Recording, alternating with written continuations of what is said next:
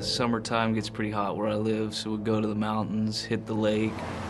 We ended up taking my friend's truck up a fire road out there, and then on our way back down is when we seen the snake crossing the dirt road. Through the eons, we've been fascinated by snakes. You know, snakes are in all sorts of literature. They've just been around for a long time, and we've been afraid of them for a long time.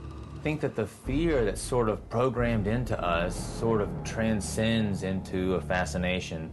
A friend of mine decided he wanted to keep it for some reason. I had handled other snakes before, but I figured if I held it by the tail and I held it away from me, that it couldn't turn up to get my hand. So we bagged the snake up, put him in the bed of the truck, proceeded down the dirt road back to the main highway. I was sitting up next to the window of the cab of the truck, and the snake, I had it back towards the tailgate. Made it about halfway down to the highway, and the snake got out of the bag. I treat between about 50 and 70 rattlesnake bites a year. This was one of those rare cases where Pippin's limb was threatened. I can just tell by talking to Pippin that he has no idea how sick he was. Next thing you know, the snake started coming out of the bag slowly.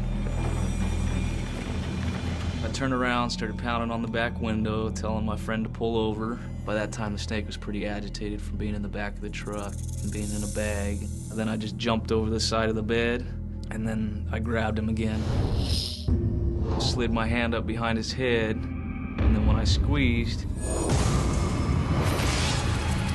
he had enough room to turn, and that's when it latched onto my hand.